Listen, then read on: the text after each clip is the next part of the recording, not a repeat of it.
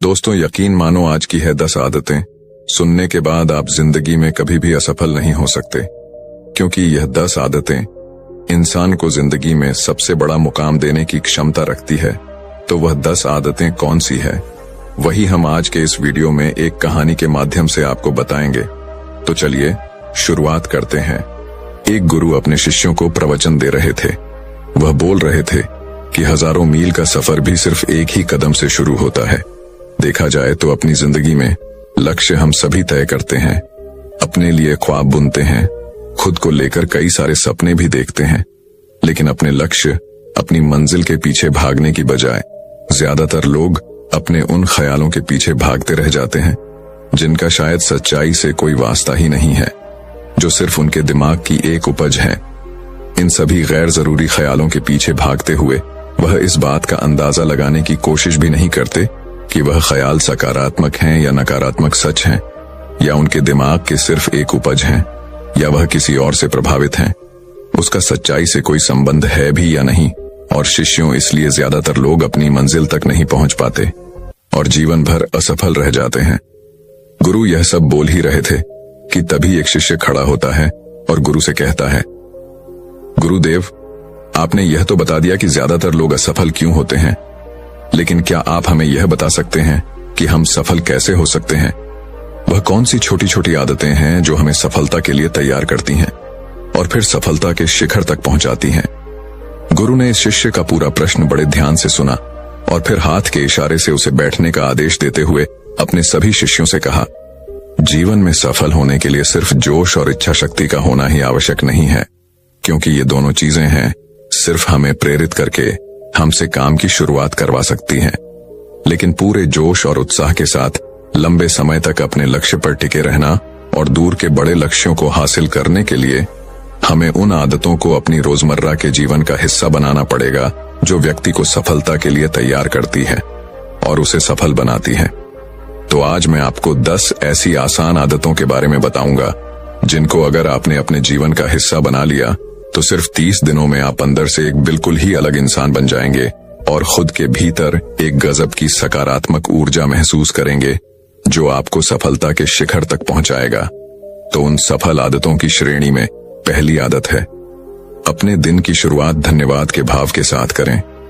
सुबह जैसे ही आपकी आंख खुले तो कुछ भी सोचने से पहले, कुछ भी करने से पहले, बिस्तर से उठने से पहले अपने दोनों हाथों को जोड़कर आसमान की तरफ देखते हुए जिस भी शक्ति पर आप विश्वास करते हैं उसका आह्वान करते हुए उन 3-4 चीजों को याद कीजिए जिसके लिए आप ईश्वर के शुक्रगुजार हैं। उन 3-4 लोगों, चीजों या घटनाओं के लिए ईश्वर का आभार व्यक्त कीजिए जिनकी वजह से आपका जीवन बेहतर हो गया है, आप ज्यादा खुशहाल और समृद्ध हुए हैं। ज्यादातर मौकों पर हमारे जीवन में, हमारे घरों में, हमारे परिवारों में, हमारे आसपास के माहौल में एक ही वो इंसान होता है जो हमारे सबसे ज्यादा दुखों और परेशानियों का कारण होता है। लेकिन हमारे आसपास 99% लोग अच्छे होते हैं। हमारे जिंदगी में 99% चीजें बहुत अच्छी हैं, लेकिन अगर हम बुरे इंसान पर, बुरी घटनाओं पर, बुरी परिस्थितियों पर, बुरे परिणामों पर ध्यान देंगे तो फिर पूरा दिन हमें उस तरह की चीजें और मिलेंगी।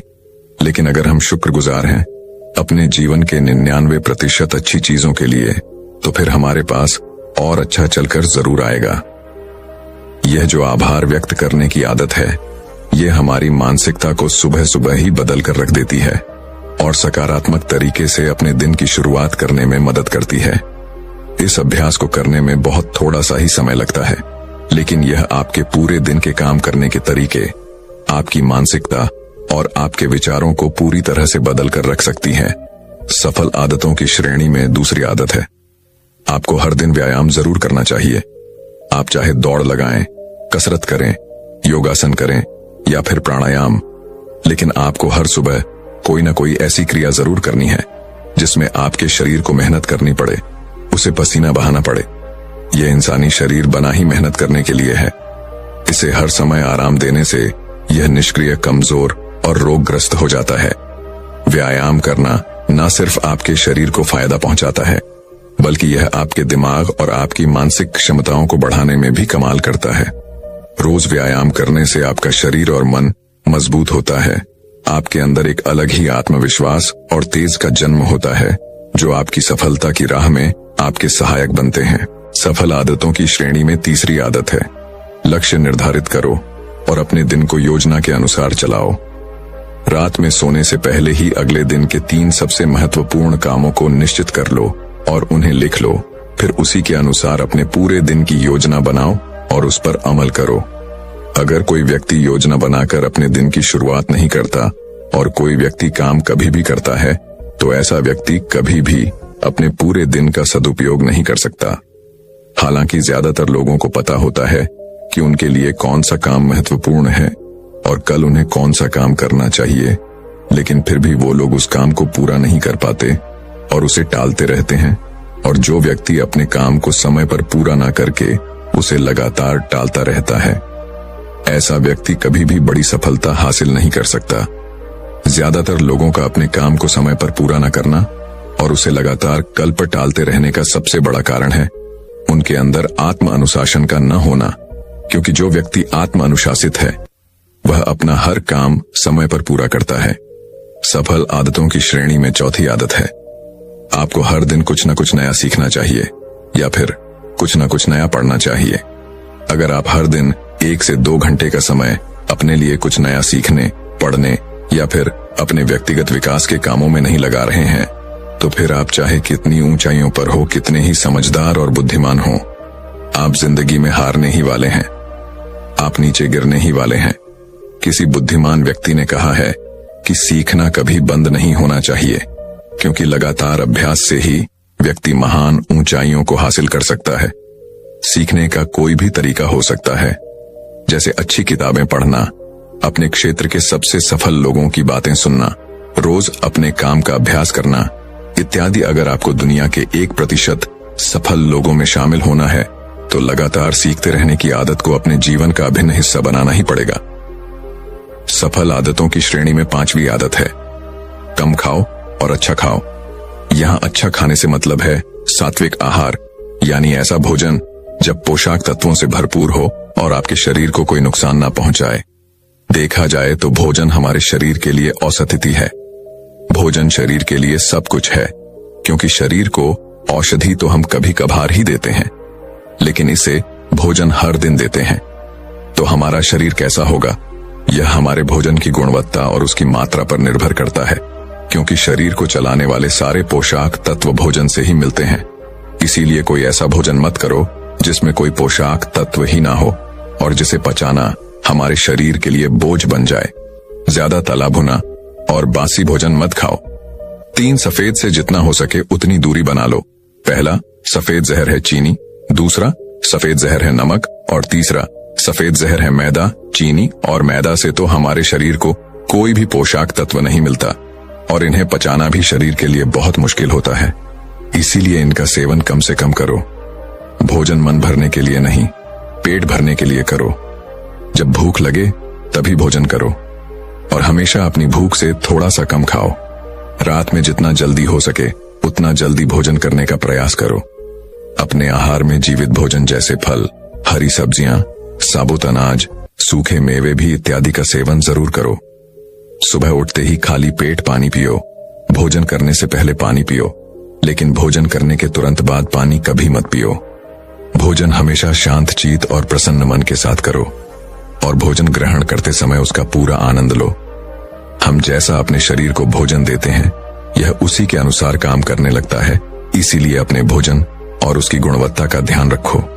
सफल आदतों की श्रेणी में 6ठी आदत है, उनके साथ हर दिन थोड़ा सा समय बिताओ जो आपसे सच्चा प्रेम करते हैं, आपकी परवाह करते हैं, जैसे आपके माता पिता, भाई बहन या फिर आपके सच्चे मित्र। यह एक आदत आपके परिवार में खुशी और शांति लाती है। परिवारजनों के बीच प्रेम और एकता बढ़ाती है, जिससे आप ज्यादा खुश और शांत रहने लगते हैं। पारिवारिक तनाव कम होने की वजह से अपने जरूरी कामों पर ज्यादा ध्यान दे पाते हैं और ज्यादा अच्छे परिणाम हासिल कर पाते हैं। सफल आदतों की श्रेणी में 7वीं आदत है, हर दिन थोड़ा सा समय खुद के लिए भी निकाले और इस थोड़े से समय में आपके साथ कोई और नहीं होना चाहिए। यह आपका अपना समय है जिसमें आप अकेले एकांत में रहेंगे, खुद के बारे में चिंतन करेंगे, खुद की अच्छाइयों और बुराइयों के बारे में विचार करेंगे, अपने भविष्य के बारे में सोचेंगे, अपने काम के बारे में सोचेंगे, अपने भीतर उतरने का प्रयास करेंगे। इन एकांत के पलों का उपयोग आप खुद को और ही बेहतर तरीके से जानने और समझने में करेंगे। इस समय आप खुद की कमियों के बारे में विचार करेंगे और उन्हें कैसे ठीक कर सकते हैं, इस पर मंथन करेंगे। सफल आदतों की सूची में 8वीं आदत है समय का सही प्रबंधन करना, उसका सही उपयोग करना। जिंदगी दिनों, महीनों और सालों में की नहीं जाती है, तो जिसने अपना दिन संभालना सीख लिया उसका महीना संभल जाएगा, और जिसने अपने महीने संभाले सीख लिए उसके साल संभल जाएंगे, और जिसके साल संभल गए उसकी पूरी जिंदगी संभल जाएगी। इसीलिए अपने दिन को सही तरीके से संभालना सीखो। जो सबसे महत्वपूर्ण काम है उन्हें सबसे पहले खत्म करो। जिंदगी के किसी भी क्षेत्र में देख लो, घंटे तो सबके पास 24 ही होते हैं, लेकिन इन्हीं 24 घंटों में कुछ लोग कमाल कर जाते हैं।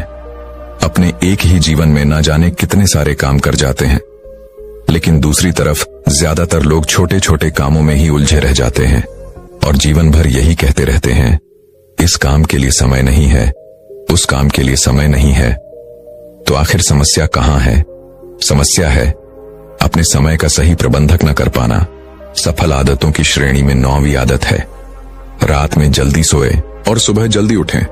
जो व्यक्ति सुबह जल्दी उठता है उसे कुछ अतिरिक्त समय मिल जाता है सबसे महत्वपूर्ण कामों को खत्म करने का, जैसे ध्यान का अभ्यास, व्यायाम, किताबें पढ़ना इत्यादि। सुबह जल्दी उठकर ध्यान का अभ्यास करने से दिन भर मन शांत और पसंद रहता है। इसके साथ ही सुबह जल्दी उठकर काम शुरू करने से व्यक्ति का काम समय पर पूरा हो जाता है और वह बेवजह की चिंता और तनाव से बच जाता है। सुबह जल्दी उठकर काम खत्म करने से व्यक्ति के अंदर एक ऐसा अनुशासन जन्म लेता है जो उसे सफलता के शिखर तक पहुंचा सकता है। सफल आदतों की श्रेणी में 10वीं आदत है वीर्यनाश, धूम्रपान और मदिरापान से बचें। ये तीनों ही काम ऐसी बुरी लत हैं जो निश्चित रूप से आपको पीछे ले जाने वाली हैं। ये तीनों ही काम आपके मानसिक और शारीरिक स्वास्थ्य के लिए बहुत हानिकारक है। वीर्यनाश आपके तेज और क्रांति को खत्म करता है और साथ ही आपको शारीरिक व मानसिक रूप से कमजोर बनाता है। हालांकि इन तीनों ही चीजों को छोड़ना आसान नहीं होता, लेकिन अगर आप चाहें तो मजबूत से और दृढ़ इच्छा शक्ति के बल पर इन्हें छोड़ सकते हैं। इतना कहने के बाद गुरु ने अपना प्रवचन समाप्त कर दिया और वो मौन हो गए। यह देखते ही सभी शिष्य समझ गए कि अब यहाँ से जाने का समय हो चुका है। उन सब ने इस जानकारी के लिए गुरु का धन्यवाद किया और वहां से चले ले गए। तो दर्शकों, अब बड़ा लक्ष्य कम समय में कैसे पाना है, इस विषय पर अगली रोचक कहानी की शुरुआत करते हैं। मियां मोटा मुसासी दुनिया के उन सबसे महानतम तलवारबाजों में से एक थे जो इस धरती पर कभी चले होंगे। मियां मोटा मुसासी को जापान के अब तक के इतिहास का सबसे महान समुराई और सर्वश्रेष्ठ तलवारबाज कहा जाता है। मुसासी एकाग्रता, जागरूकता, समर्पण और आत्मविश्वास की एक जीती जागती मिसाल थे।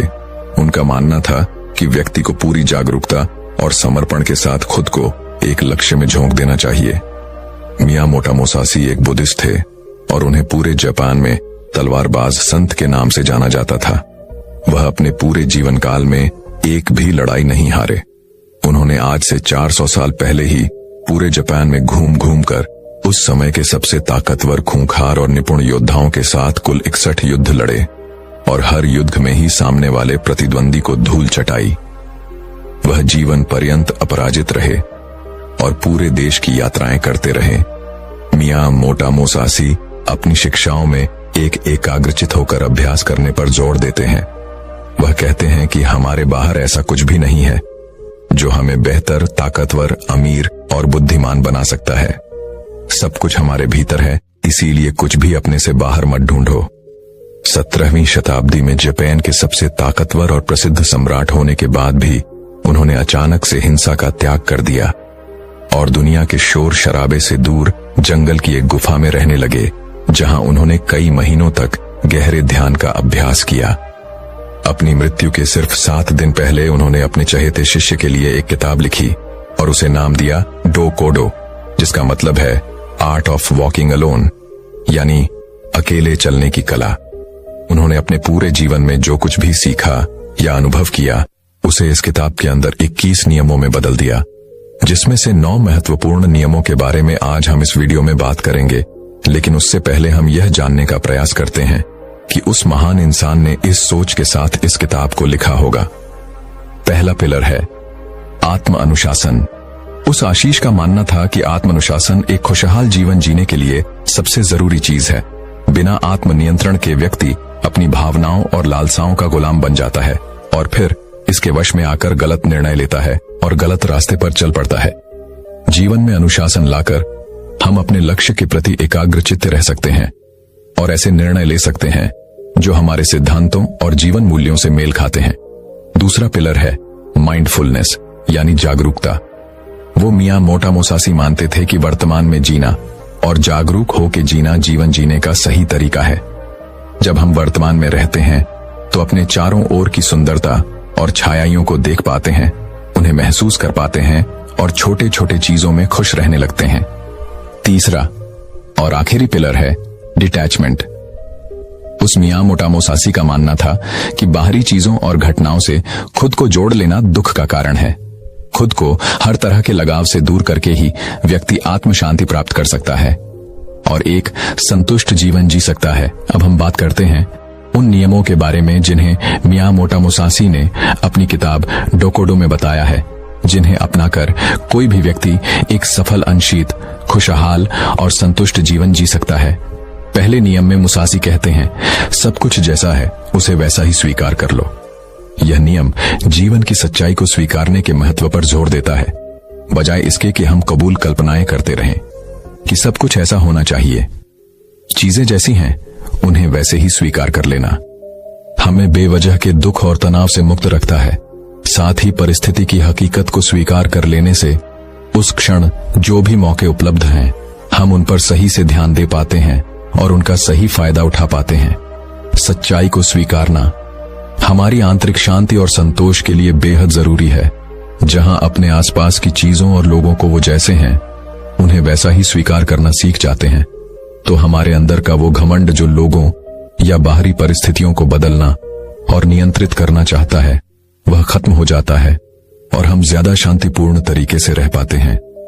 इस नियम के माध्यम से मियां मोटा मोसासी हमें दुनिया को खुले दिल और दिमाग से बिना किसी पूर्ण निर्णय के देखना सिखाते हैं और ऐसा करके हम दुनिया को वह जैसी है उसे वैसा ही देख पाते हैं, न कि अपनी इच्छाओं और कल्पनाओं के चश्मे पहनकर।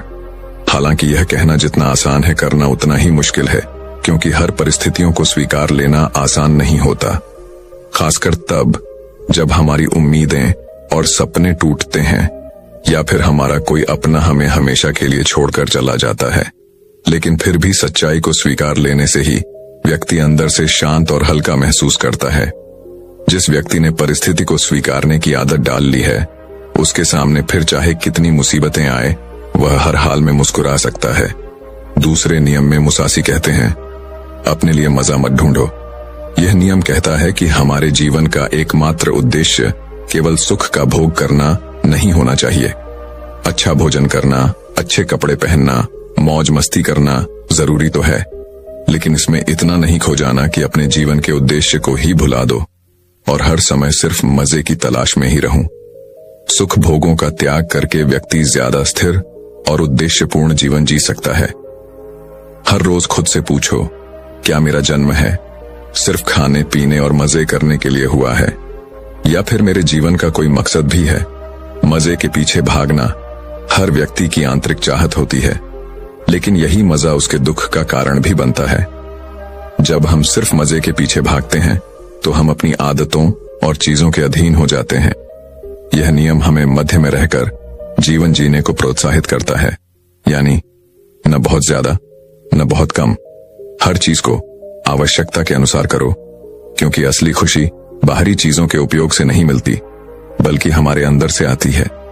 जब हम सिर्फ तुरंत मिलने वाले मजे के पीछे भागना शुरू कर देते हैं तो हम इंस्टेंट ग्रेटिफिकेशन के अधीन हो जाते हैं, यानी हम सिर्फ ऐसा ही काम करते हैं जिसका रिजल्ट हमें तुरंत मिल जाए। हमारा मन बड़ी योजनाओं या बड़े लक्ष्यों पर काम करने की काबिलियत खो देता है। हम किसी भी काम में लंबे समय तक फोकस नहीं कर पाते और जीवन के बड़े लक्ष्यों को हासिल करने से चूक जाते हैं। तीसरा नियम जो हो गया, उसका पश्चाताप मत करो। यह नियम हमें याद दिलाता है कि हम अपने अतीत को बदल नहीं सकते और अतीत में हुई गलतियां या बुरी घटनाओं को याद करके हम केवल दुखी ही हो सकते हैं। तो बीते हुए कल के बारे में पश्चाताप करने से अच्छा है कि हम अपने अतीत में हुई गलतियों से सीखें और ज्यादा समझदारी वह बुद्धिमानी के साथ आगे बढ़ जाएं। पश्चाताप वह बीमारी है जो हमें अतीत में ही फंसाए रखती है और आगे नहीं बढ़ने देती। इस नियम में मुसासी हमें अतीत में हुई गलतियों को स्वीकारने और खुद को वह दूसरों को माफ करने के लिए प्रोत्साहित करते हैं। हमें यह स्वीकार करना चाहिए कि आज हम जहां पर भी हैं, अतीत में घटी घटनाओं और लिए गए निर्णयों की बदौलत ही है। ऐसा करके हम स्वयं को अतीत के बाहर से मुक्त करके मौका देते हैं वर्तमान से जोड़ने का। निश्चित रूप से इस नियम में मुसासी हमें अतीत को भूलने के लिए नहीं कह रहे, बल्कि जिसे बदला नहीं जा सकता उसे स्वीकार करके, उसे सीख के ज्यादा स्पष्टता और बड़े उद्देश्य के साथ आगे बढ़ने के लिए कह रहे हैं। चौथा नियम, अपनी अधूरी भावनाओं पर निर्भर मत रहो। यह नियम हमें अपनी अधूरी भावनाओं के बसीभूत होकर निर्णय लेने से रोकता है, जैसे गुस्सा, अति उत्साह, जलन इत्यादि। हम अक्सर अपनी अधूरी भावनाओं के आधार पर निर्णय ले लेते हैं जो आगे चलकर हमारा बहुत ज्यादा नुकसान करते हैं। मियां मोटा मोसासी कहते हैं कि व्यक्ति को खुद की गहरी समझ और परिस्थिति के अनुसार ही निर्णय लेना चाहिए। ऐसा करके हम खुद को अधूरी जानकारी के साथ जल्दबाजी भरे निर्णय लेने से बचा सकते हैं, जिसके लिए बाद में हमें पछताना पड़ेगा। यह नियम हमें अपनी अधूरी भावनाओं और उत्तेजनाओं के साथ दूरी पैदा करने के लिए कहता है और इसके बजाय स्थिर बुद्धि और शांत मन के साथ निर्णय लेने के लिए कहता है। अधूरी भावनाओं के वश में आकर निर्णय लेने के बजाय शांतचित होकर निर्णय लेने वाला व्यक्ति खराब से खराब परिस्थिति आने पर भी बड़ी आसानी से उसका सामना करके बाहर निकल सकता है। पांचवा नियम, खुद के बारे में हल्का और दुनिया के बारे में गहराई से सोचो। यह नियम हमें विनम्र रहना सिखाता है। इस नियम में मियां मोटा मोसासी कहते हैं, व्यक्ति को हर समय सिर्फ खुद के महत्व और सिर्फ खुद के बारे में ही नहीं सोचते रहना चाहिए। यानी व्यक्ति को अपने अहम, अपने घमंड को ज्यादा महत्व नहीं देना चाहिए, बल्कि खुले दिमाग के साथ इस दुनिया को देखना और उसके बारे में गहराई से सोचना चाहिए।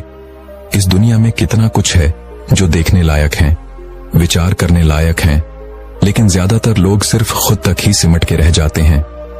हमें अपने अहम को कम करके लोगों को दया भावना के साथ देखना और उनके साथ पेश आना चाहिए। हमें लोगों से और इस दुनिया से जुड़ने का प्रयास करना चाहिए।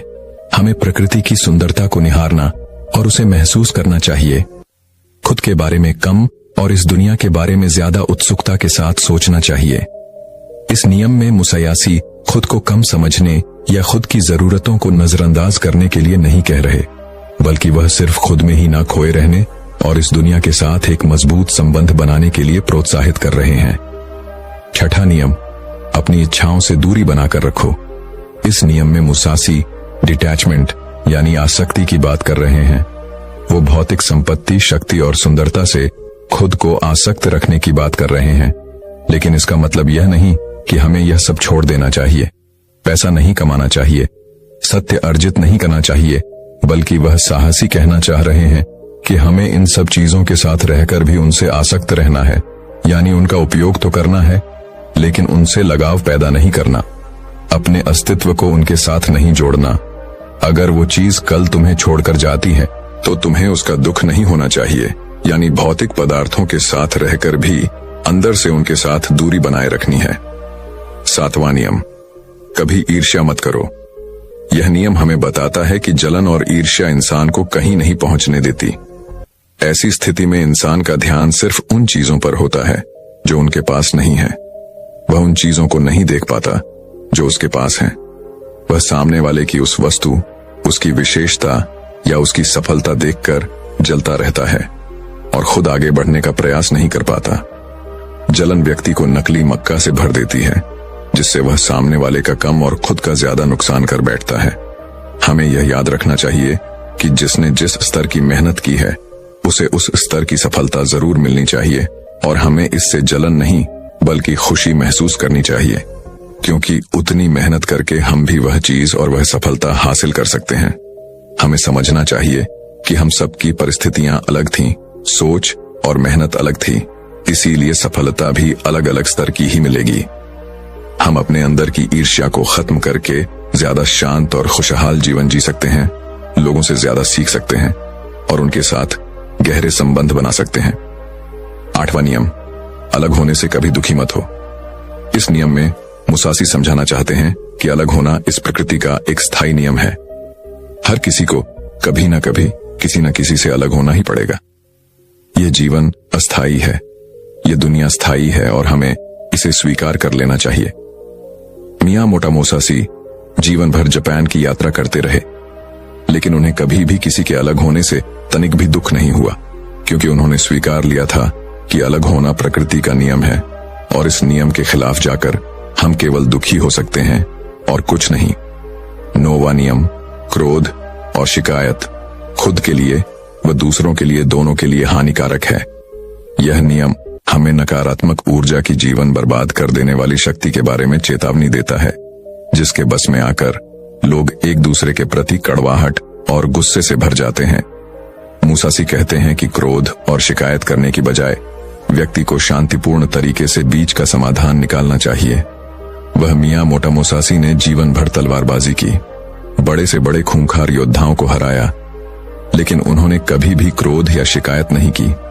वह हर लड़ाई के दौरान खुद के दिमाग को बर्फ की तरह ठंडा रखते थे और कभी भी अपनी योजना को दोहराया नहीं। हर बार एक नई योजना के साथ ही लड़ते थे, इसीलिए शायद वह कभी नहीं हारे, क्योंकि मियामोटो मुसाशी के काम में अगर एक सेकंड के लिए भी मन विचलित होता है तो उनका सिर धड़ से अलग हो सकता था। इसीलिए वो सिखाते हैं कि परिस्थिति चाहे जैसी भी हो, खुद को शांत रखो और शिकायत करना छोड़ दो।